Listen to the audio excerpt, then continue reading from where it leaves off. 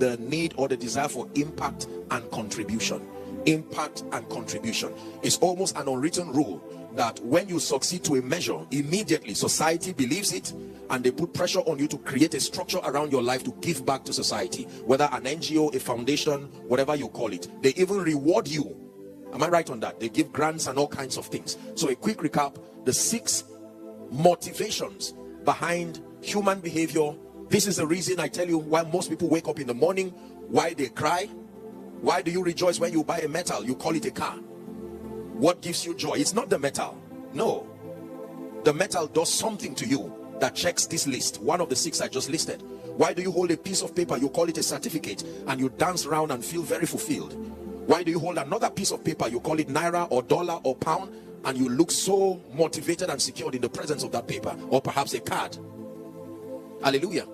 Why do you construct sand? You call it a house, and you live so comfortably and secured in it. All of these things are not the things that really give us fulfillment. They feed back into one or more of these lists: the need for security, the need for newness or variety, the need for significance, the need for love and acceptance, the need for growth, and the need for impact and contribution. When you understand this, it is one of the keys to taming excessism in your life, because then you will know that when you find a desire for more of physical things, you can now look deeper. Do I really need those things, or is there another way I can derive satisfaction without having to acquire and acquire and acquire? There are 2 expressions in the Bible that have gotten me concerned. Number 1 is the poor wise man. That statement is not supposed to be in use, because poverty and wisdom don't add up. The poor wise man. And then another example is the rich fool. You cannot call a man rich and yet call him fool, because wealth, sustainable wealth, is a product of wisdom. And yet in this Bible there is the poor wise man, and then there is the rich fool.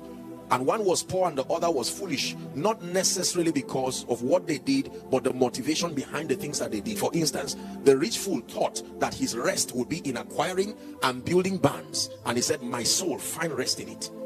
And that was what made him a fool. Is someone learning already? Praise the name of the Lord.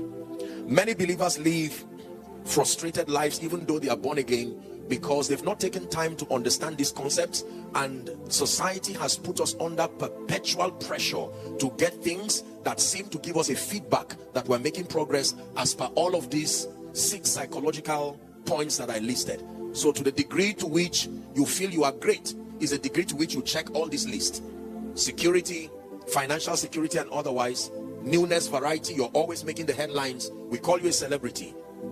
And then